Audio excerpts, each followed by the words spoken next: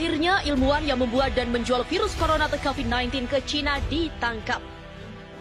We're here today to announce 3 separate cases highlighting the ongoing threat posed by Chinese economic espionage and research theft in the United States. Kabar tentang seorang ilmuwan asal Universitas Harvard, Amerika Serikat bernama Charles Lieber ditangkap karena membuat dan menjual virus corona atau COVID-19 ke China beredar di media sosial. Federal investigators at the Lexington home of 60-year-old Dr. Charles Lieber today, moments after his arrest at his Harvard office. The complaint alleges that Dr. Lieber signed a contract with the Chinese university in Wuhan and was paid up to $50,000 per month, plus up to $158,000 in living expenses.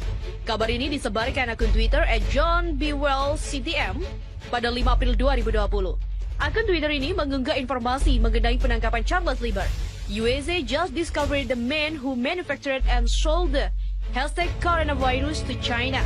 The chair of Harvard's chemistry department, he also allegedly received more than $1.5 million to set up a research lab in China, all while working at Harvard and receiving multiple research grants from the U.S. Department of Defense and National Institutes of Health. Also charged today, 2 Chinese nationals, 29-year-old Yang King Yi, who worked as a scientific researcher at Boston University. 30-year-old Xiaozong Zhang worked on cancer research at Beth Israel Deaconess Medical Center. Dr. Charles Lieber, head of the Chemistry and Biology Department at Harvard University, USA. He was just arrested today, according to American Department source. For trying to smuggle vials of biological material out of the United States to China and lying about it to federal investigators. Now, Lieber is due back in court Thursday. He's currently behind bars. He could face up to 5 years in prison if convicted. AS baru saja menemukan pria yang memproduksi dan menjual coronavirus ke China. Dr. Charles Lieber, Kepala Departemen Kimia dan Biologi di Harvard University AS, dia baru saja ditangkap hari ini dan menurut sumber Departemen Amerika. Begitulah tulis akun Twitter @JohnBewellCTM dalam terjemahan. I recently sent a message to the Harvard community outlining the steps we're taking on campus to limit the spread of coronavirus disease 2019, more commonly referred to simply as coronavirus. Konten yang diunggah akun Twitter @JohnBewellCTM telah 26.000 kali dibagikan warganet. Sebelumnya, teka-teki soal sumber munculnya virus corona yang tengah mewabah di dunia saat ini masih terus berlangsung. Tak ada yang tahu pasti dari mana sumber virus yang telah menewaskan puluhan ribu dan jutaan lainnya masih dalam perawatan saat ini. Di tengah teka-teki ini, seorang pria yang mengaku sebagai seorang perwira senior intelijen militer Cina muncul. Dia mengaku mengetahui tentang seluk-beluk kemunculan virus corona dan bagaimana sehingga menyebar ke seluruh belahan dunia hingga saat ini. Dia juga menjelaskan tentang kebohongan dan kekejian yang dilakukan oleh pemerintahan Cina. Hal itu ia sampaikan melalui akun media sosial yang dirahasiakannya, namun tulisannya didapat oleh seseorang lalu dipublikasikan di laman www.intelhub.com pada pertengahan Februari lalu. Dan berikut ini adalah tulisan selengkapnya. Claim said, I am a senior Chinese military intelligence officer and I know the truth about the coronavirus outbreak. Once we realized that the agent had escaped and would start to spread, we swiftly put all of Wuhan into lockdown.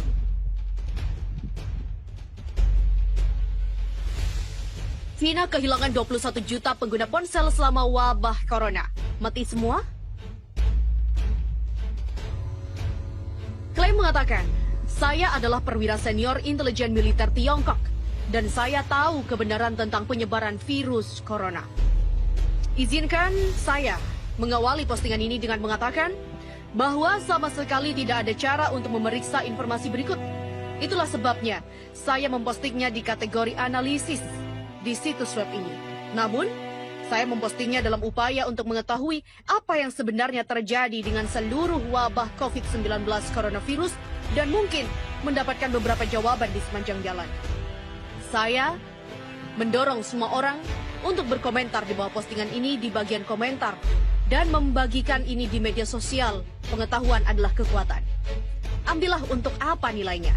Yang berikut ini diposting di Reddit oleh pengguna Wuhan Virus Throwaway. Saya adalah warga negara Cina di Wuhan yang menduduki posisi tinggi dalam intelijen militer. Saya juga anggota Partai Komunis Tiongkok. Sebagai pejabat senior di dekat puncak partai, saya memiliki akses ke banyak informasi rahasia dan saya telah terlibat dalam banyak proyek pemerintah rahasia. Saya memiliki gelar doktor dari universitas terkemuka di negara barat. Itulah sebabnya saya dapat menulis akun saya dalam bahasa Inggris. Saya memiliki informasi yang saya percaya dapat menyebabkan penggulingan pemerintahan saya. Ini juga relevan bagi miliaran orang di luar Tiongkok yang semuanya sekarang dalam bahaya eksistensial. Tidak akan mengejutkan Anda mendengar bahwa jika identitas saya diungkapkan, hidup saya akan berada dalam bahaya besar. Seperti halnya istri dan anak saya meminta kepada Anda untuk menghormati fakta bahwa saya telah menghapus semua akun ini dari fakta yang membuatnya mudah untuk mengidentifikasi saya. Sekarang Anda akan terbiasa dengan wabah 2019 nCoV atau baru-baru ini juga dikenal sebagai NCP atau hanya coronavirus. Anda pasti pernah mendengar bahwa itu berasal dari Wuhan, sebuah kota industri di Cina, dan itu berasal dari binatang, kemungkinan besar kelelawar atau terenggiling yang dijual di pasar hewan liar. Anda akan diberitahu bahwa itu adalah penyakit seperti influenza yang pada kasus-kasus parah dapat menyebabkan pneumonia, kegagalan pernafasan, dan kematian. Akhirnya, Anda mungkin pernah mendengar bahwa meskipun penyakit ini sangat menular, namun berbahaya hanya untuk orang tua atau mereka yang memiliki sistem kekebalan tubuh yang lemah. Tingkat kematian resmi sekitar 2% atau lebih. Semua itu adalah kumpulan kebohongan yang dibuat oleh negara Cina. Tahun lalu, protes anti pemerintah berskala besar meletus di Hong Kong. Komite Tetap Partai Komunis Tiongkok menganggap ini sebagai ancaman besar bagi integritas dan stabilitas Ibu Pertiwi. Pemerintah AS dan Uni Eropa sama-sama tahu bahwa Cina diam-diam bekerja membuat agen biologis yang akan membuat para pemrotes tunduk patuh. Tanpa merinci, saya mengerjakan proyek itu.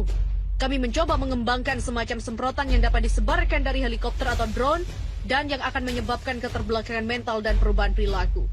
Tentu saja, karena Hong Kong adalah salah satu kota paling terbuka dan internasional di dunia. Partai memutuskan bahwa terlalu beresiko untuk melepaskan agen biologis di Hong Kong tanpa terlebih dahulu mengujinya. Untuk itu, diperlukan sejumlah besar uji coba manusia. 2 kelompok diidentifikasi untuk uji coba ini.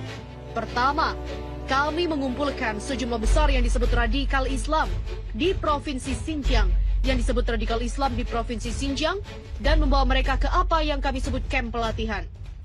Kami sudah menggunakan kamp-kamp ini untuk eksperimen manusia selama beberapa tahun. Tetapi adanya protes Hong Kong berarti kami melipat gandakan upaya kami.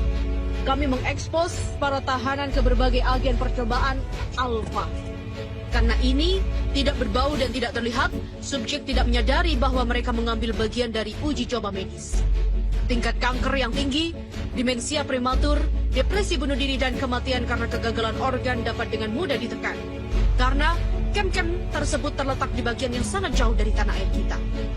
Setelah percobaan awal menghasilkan agen beta, itu diangkut ke Provinsi Hubei, di mana ia ditempatkan di fasilitas pengujian militer khusus di luar kota Wuhan. Ini bahkan bukan rahasia yang dirahasiakan. Keberadaan fasilitas ini telah dilaporkan dalam berita internasional. Bahkan, fakta bahwa letaknya dekat dengan pasar hewan liar adalah fakta yang diketahui. Pada saat itu, Presiden kita telah memperkenalkan sistem kredit sosial yang memungkinkan kita mengidentifikasi elemen-elemen yang tidak loyal, kontra-revolusioner, dan borjuis dalam masyarakat kita. Dengan menggunakan skor kredit sosial yang diambil dari aktivitas online, perilaku belanja elektronik, dan laporan dari informan di masyarakat sipil, kami memilih beberapa pelanggar terburuk. Ini termasuk pengacara dan aktivis HAM, Kristen, homoseksual, artis, intelektual, orang-orang yang berbicara bahasa asing, dan yang tidak diinginkan lainnya. Setelah pembuat masalah ini dikumpulkan dan ditempatkan di fasilitas pengujian, kami mengekspos mereka ke agen yang biokimia di alam dan menyebar dalam aerosol yang tak terlihat, mirip dengan virus tertentu. Hasil awal menggembirakan karena kami melihat penurunan kognitif yang signifikan dan pengurangan fasilitas pemrosesan mental yang lebih tinggi. Pada dasarnya, orang-orang yang tidak diinginkan kita menjadi cacat mental ringan yang justru merupakan efek yang ingin kita hasilkan untuk memenangkan populasi yang gelisah di Hong Kong. Sayangnya, Dengan cepat menjadi jelas bahwa agen juga memiliki efek lain. Sekitar 1 minggu setelah retardasi terjadi, subjek kami mengalami kecemasan besar dan serangan panik. Akhirnya mereka mengembangkan gejala yang mirip dengan skizofrenia paranoid. Pada saat itu, tubuh mereka memburuk dengan cepat. Mereka mengalami pendarahan internal yang hebat. Dinding pembuluh nadi mereka larut. Mereka keluar dari mata dan mulut mereka dan jaringan mereka hancur. Untuk mengatakannya dengan cara barat yang lebih langsung, mereka mulai meleleh. Kematian biasanya terjadi karena kegagalan banyak organ. Ini didahului oleh setidaknya 5 hari penderitaan parah yang tidak dapat diatasi dengan obat penghilang rasa sakit. Pada saat itulah, saya pertama kali melanggar protokol kami. Satu subjek, seorang wanita tua yang telah menerbitkan kartun memfitnah presiden kami, memohon saya untuk kematian dengan desakan sedemikian rupa, sehingga saya merasa kasihan dan menembaknya. Saya ditegur, tetapi untungnya keluhan itu hilang ketika saya setuju untuk mengganti biaya peluru. Aku bersumpah pada diriku sendiri untuk tidak lagi menunjukkan emosi yang tidak perlu. Kami memutuskan bahwa agen kami tidak dapat digunakan. Itu terlalu merusak untuk tujuan kita. Kami ingin penduduk Hong Kong tunduk pada kami. Kami tidak ingin memusnahkannya. Secara alami, teman-teman Amerika kami pada waktu itu menaruh minat pada pekerjaan kami dan meminta sampel untuk keperluan penelitian dan pengujian mereka sendiri. Mereka mengisyaratkan bahwa mereka ingin menggunakannya untuk menyelesaikan kesulitan-kesulitan tertentu di Venezuela. Biasanya kami akan setuju karena kami menjaga hubungan persahabatan dengan CIA. Tetapi mengingat sifat agen yang sangat beracun, kami menolak.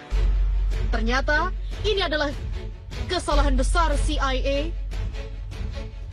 Dia yakin bahwa kami telah mengembangkan sesuatu yang sangat kuat dan ingin menyimpannya untuk diri kita sendiri. Mereka menawarkan banyak uang kepada salah satu peneliti kami. Dengan bodohnya, dia setuju untuk menjual spesimen kepada mereka. Kami menemukan tepat pada waktunya untuk penyerahan dan mencoba menghentikannya. Dalam baku tembak berikutnya, jangan repot-repot mencarinya di berita. Tidak pernah dilaporkan dimanapun. Beberapa lusin orang tewas. Namun yang lebih penting, agen melarikan diri. Baku tembak terjadi di pasar hewan liar yang telah dilaporkan sebagai lokasi penularan hewan ke manusia yang mulai mewabah. Tapi tentu saja tidak ada transmisi seperti itu. Itu hanya lokasi di mana CIA seharusnya menerima botol tertutup berisi agen. Botol itu hancur ketika dijatuhkan oleh pengkhianat yang telah setuju untuk menjualnya kepada orang Amerika. Sekarang saya mengerti Anda akan skeptis jika saya benar-benar seperti yang saya katakan. Mengapa saya membagikan informasi ini di internet? Izinkan saya meyakinkan Anda bahwa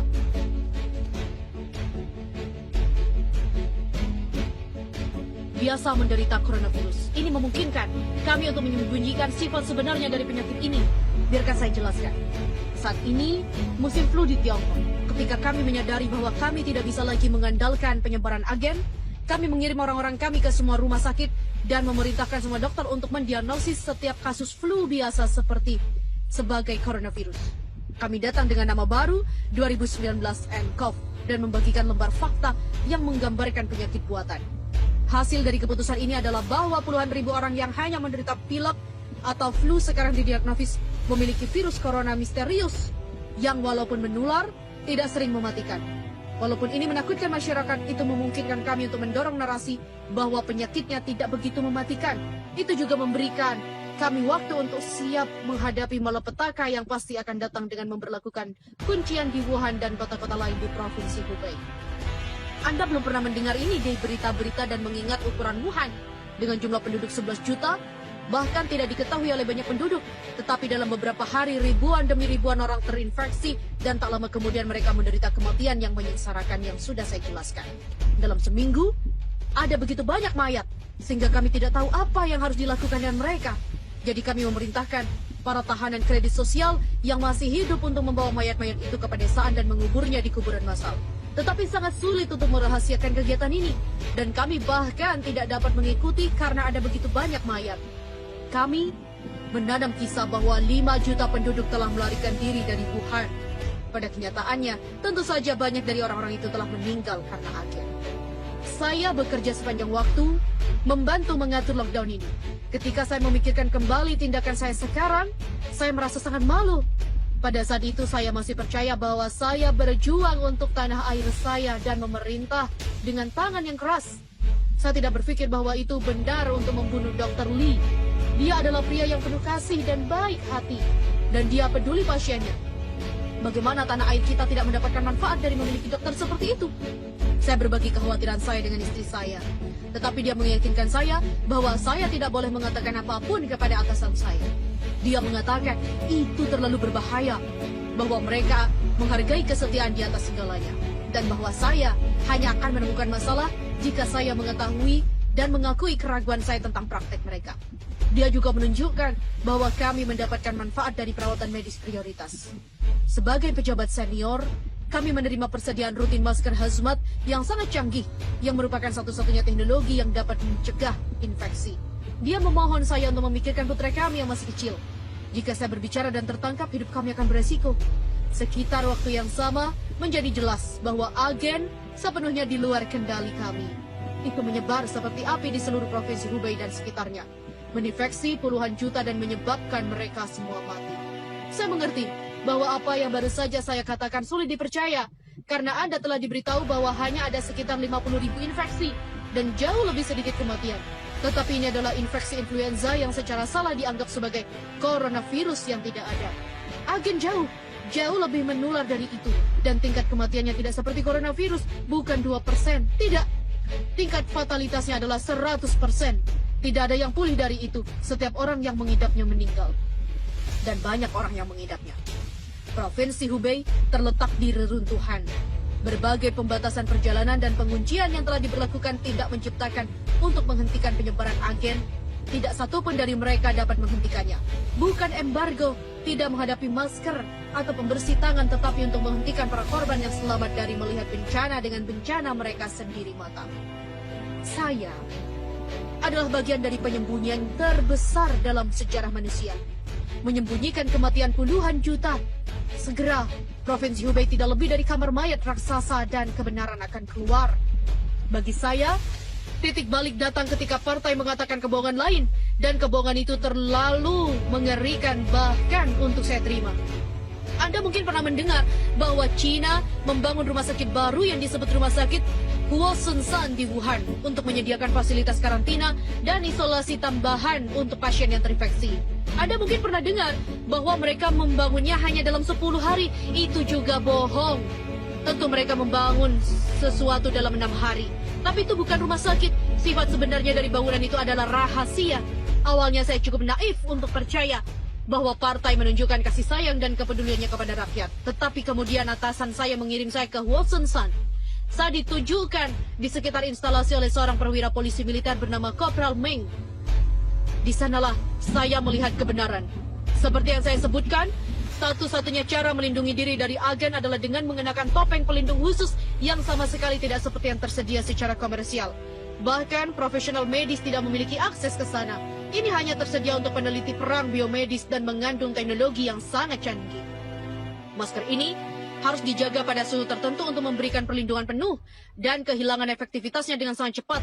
Seperti yang telah saya katakan, salah satu manfaat dari posisi saya adalah bahwa baik keluarga saya dan saya memiliki akses ke persediaan reguler yang mengapa aman jika dibandingkan dengan warga sipil, dokter, dan bahkan pejabat pemerintah tingkat rendah yang sama sekali tidak efektif dalam keyakinan yang salah bahwa mereka akan melindunginya. Jadi, memakai peralatan khusus ini, saya pergi ke Huosunsan bersama Kopral Meng. Apapun yang Anda sebut tempat itu bukan rumah sakit. Tentu pintu masuknya terlihat seperti rumah sakit dan di bangsal. Di depan kompleks ada yang tampak seperti tempat tidur medis normal. Di sana ribuan pasien yang terinfeksi terbaring, semuanya dalam tahap awal penyakit. Saya berjalan di sepanjang koridor putih panjang di sebelah Kopral Meng, wajahnya yang kurus kering dalam seragam militernya, dan melihat ratusan demi ratusan tempat tidur rumah sakit yang identik di mana menggeliat penduduk Wuhan yang ketakutan dan sakit. Tangisan dan permohonan mereka menghantui saya di malam-malam panjang di mana saya sekarang tidak bisa tidur. Tetapi ini hanyalah awal. Akhirnya Kopral membawa saya ke bagian belakang, bagian depan ini. Di sana gerbang logam terkunci mengarah ke apa yang disebutnya bagian tengah. Para pasien di depan tidak menyadari keberadaannya. Di sanalah kasus yang lebih lanjut disimpan dalam apa yang paling mirip dengan rumah sakit jiwa. Segera setelah memasuki bagian Huosunsan ini, saya dikejutkan oleh pencahayaan redup dan bau busuk dari kotoran manusia. Di sini orang-orang yang tidak beruntung berkeliaran dengan bebas. Pikiran mereka berangsur-angsung hancur dan serangan panik tak berujung dan episode psikotik Di sini juga tidak ada lagi dokter, hanya laki-laki berwajah gorila berseragam hitam yang merupakan bagian dari cabang rahasia polisi militer yang belum pernah saya dengar. Mereka tampaknya dipilih karena kekejaman mereka, karena mereka memukuli dan menurunkan pasien dengan cara yang paling sadis. Banyak narapidana yang mengalami kemunduran seperti anak-anak dan terbaring di lantai menangis seperti bayi dan memohon belas kasihan yang tidak mereka terima. Ada kesenangan kejam di mata para penjahat ini saat mereka membantai orang-orang yang tidak beruntung. Mereka memukuli mereka dengan tongkat, menyemprotkan semprotan merica ke mata mereka dan menendangnya dengan sepatu bot baja yang tertutup. Karena saya berasal dari intelijen militer, para penjaga bahkan tidak berusaha menyembunyikan kegiatan mereka. Mereka bahkan mengundang saya untuk bergabung dalam segala hal. Mereka memperlakukan saya sebagai salah satu dari mereka. Yang salah satunya, saya berdiri di kamar mandi staf abu-abu di Hwasunsan dan melihat ke cermin murahan dan bertanya pada diri sendiri, apakah ini benar diri Anda? Apakah Anda benar-benar menyukainya? Tetapi kekerasan itu bukan sekedar ungkapan sadis, karena narapidana yang miskin tidak ada di sana untuk dirawat. Mereka ada di sana untuk bekerja. Ada satu set pintu lagi dan luarnya terbentang apa yang Kopral sebut dengan inti. Dan di sanalah saya melihatnya, tumpukan dan tumpukan mayat saling bertumpuk sampai ke langit-langit. Ada laki-laki, perempuan dan anak-anak, manula dan balita, kaya dan miskin, cantik dan cacat, bangga dan rendah hati. Mereka semua mati. Agen kami tidak membuat perbedaan di antara mereka. Aku terkesiap ketika Kopral membawaku ke KOR.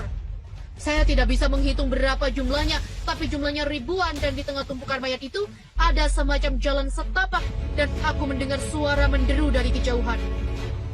Para pasien yang menderita dari bagian tengah mengambil mayat dan membawa serta menyeret mereka ke dalam kegelapan. Bahkan ketika para penjaga memukuli mereka dengan pentungan, butuh beberapa saat sebelum saya memahami apa yang terjadi. Saya benar-benar tidak bisa percaya apa yang ada di ujung jalan KOR. Itu adalah tungku yang sangat besar dengan api besar meraung di dalamnya. Satu demi satu, pikiran mereka hancur dan tubuh mereka terpelintir. Para lelaki dan perempuan yang sekarat membawa mayat-mayat ke tungku dan melemparkan mereka ke dalam upaya terkutuk untuk menyembunyikan kebenaran yang mengerikan. Saya melihat beberapa dari mereka jatuh dengan kelelahan hanya untuk tubuh mereka yang tidak bernyawa ditambahkan ke pegunungan mayat kedua sisi. Dalam barisan yang tampak tak berujung mereka pergi. Tubuh kurus mereka mengenakan overall abu-abu. Punggung mereka membungkuk di bawah beban kargo mereka yang mengerikan. Banyak yang melolong dan mengerang-ngeri. Dan suara mereka tergabung dalam hiruk-pikuk kesedihan yang masih ada di antara deru api. Dalam keterkejutan yang dalam, saya menatap kengerian yang tak terbatas di hadapan saya. Di sampingku berdiri Kopral Meng, wajahnya yang baru dicukur tanpa perasaan seperti sebelumnya. Ketika saya berbalik untuk menghadapinya, dia menatap saya. Mulutnya tersenyum tetapi matanya tidak. Kami menggunakan energi unit untuk mengoperasikan Hwasunsan. Kami menghemat banyak sumber daya negara dengan cara ini. Dan lihat, dia melambaikan tangan ke galeri orang mati. Dan ada begitu banyak dari mereka di sini. Ada hampir bisa menggambarkannya sebagai energi terbarukan.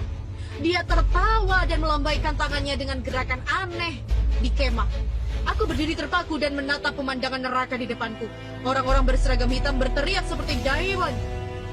Pada para bajingan yang membuang mayat-mayat itu untuk mereka. Mereka menanggalkan apapun yang memiliki nilai perhiasan, uang tunai, pakaian mahal, dan melemparkan barang-barang ini ke tumpukan besar di sebelah tungku. Ketika saya bertanya kepada Kopral apa yang akan dilakukan dengan barang-barang itu, mereka mengatakan bahwa mereka akan digunakan untuk membayar biaya perawatan yang dikeluarkan oleh pasien yang tinggal di Hwasunsan. Saya muntah di toilet. Ketika saya memerah dan keluar dari kios, Kopral Meng berdiri di dekat pintu dan menatap saya. Wajahnya kosong seperti sebelumnya, tetapi di matanya aku pikir aku meremehkan jejak penghinaan. Kamu 10 tahun lebih tua dariku. Tampangnya tentu saja Organisasi Kesehatan Dunia juga membantu kami. Untuk waktu yang lama, satu-satunya masalah dengan WHO adalah bahwa kita telah terkunci dalam kontes dengan orang Amerika tentang siapa yang lebih menyuap mereka. Mereka merilis segala macam informasi yang salah canggih tentang dekode DNA yang disebut coronavirus.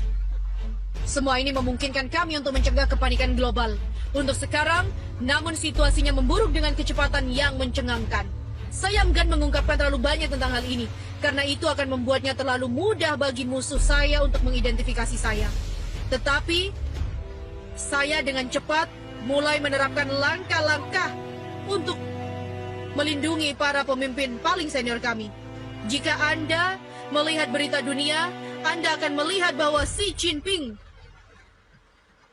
presiden kami, menghilang sekitar 1 minggu setelah wabah, sebelum terlihat lagi dengan pemimpin Kamboja. Anda harus tahu bahwa orang yang bertemu dengan pemimpin Kamboja itu bukan presidensi. Itu adalah tubuh ganda yang selama ini bertahun-tahun dilatih untuk terlihat dan terdengar seperti presiden kita. Presidensi tentu saja tidak cukup ceroboh untuk mengambil resiko kematiannya sendiri. Dia dengan aman berlindung di bunker rahasia di bawah Zhongnanhai, markas besar partai di Beijing. Dia juga bukan satu-satunya pemimpin yang bersembunyi di sana. Bahkan saya dapat meyakinkan Anda bahwa lebih dari setengah dari semua anggota senior partai saat ini sedang ditiru oleh aktor terlatih yang mengikuti instruksi yang diberikan kepada mereka melalui implan khusus. Apakah Anda benar-benar berpikir bahwa Perdana Menteri kita akan mempertaruhkan nyawanya dengan pergi ke Wuhan? Semua ini berarti bahwa pemerintah kita telah lumpuh total dan fungsi negara telah diambil alih oleh militer. Menjadi jelas bagi saya bahwa upaya kami tidak ada gunanya. Ya, penguncian, larangan, perjalanan, dan pembunuhan jurnalis pemberontak yang ditargetkan memungkinkan kami menyembunyikan situasi sebenarnya. Kami menyembunyikan situasi sebenarnya di Wuhan, tetapi saya tahu bahwa ini tidak akan bertahan lama. Setelah kematian massal dimulai di seluruh dunia, menurut perkiraan kami, ini akan terjadi dalam minggu depan atau lebih.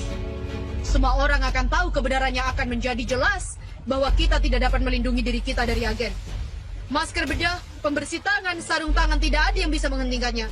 Tidak ada yang lebih kecuali topeng hazmat khusus. Tetapi itu tidak dapat diproduksi dalam jumlah yang cukup. Anda orang biasa bahkan tidak akan pernah menerima satu, apalagi jumlah yang cukup, melihat Anda melalui Holocaust yang akan datang. Bagi Anda yang membaca ini, oleh karena itu yang bisa saya sarankan adalah Anda menjaga orang yang Anda cintai tetap dekat dengan Anda. Peluk mereka, beritahu mereka apa artinya bagi Anda. Nikmati waktu yang tersisa dengan mereka. Tidak lazim dalam budaya Cina untuk mengekspresikan perasaan seseorang dengan cara ini. Tetapi saya telah belajar pentingnya gerakan seperti itu. Saya berjanji kepada istri saya bahwa saya akan menunjukkan dokumen ini kepadanya sebelum saya mempostingnya. Namun saya melanggar kata-kata saya. Aku mendengarnya menangis dalam isak tangis yang keras di kamar tidur dan keyboard laptopku basah oleh air mataku sendiri. Belum lama ini, kami menerima hasil tes reguler yang merupakan bagian dari perawatan medis prioritas kami. Dan kami mengetahui bahwa putra saya telah terinfeksi dengan agen. Polisi militer yang telah memberi saya topeng pelindung khusus telah memberikan topeng yang sudah kadaluarsa dan tidak efektif kepada anak saya. Topeng yang sudah dipakai oleh para pejabat senior dan kemudian dibuang ketika mereka tidak lagi melindungi mereka. Topeng saya sendiri di sisi lain selalu memiliki kualitas yang diperlukan. Saya kira mereka memutuskan bahwa anak saya memiliki prioritas lebih rendah daripada saya. Saya kira anak saya tidak bisa membantu mereka dengan menutup-nutupi mereka. Kami sudah lama memutuskan bahwa kami akan berbeda, kami akan jujur padanya selalu. Jadi ketika dia bertanya kepada kami mengatakannya sebenarnya. Kami memberitahu dia bahwa dia sangat sakit. Dia bertanya lebih banyak dan kami memberitahunya bahwa dia tidak akan membaik. Dia terus bertanya dan kami memberitahunya bahwa dia akan mati. Dia sangat kecil, tapi dia cukup tua untuk mengerti. Ratapannya yang menakutkan akan menghantuiku selama sisa hari-hariku yang menyedihkan di dunia ini. Biarkan mereka datang, biarkan mereka lakukan dengan saya seperti yang mereka mau. Saya tidak peduli lagi.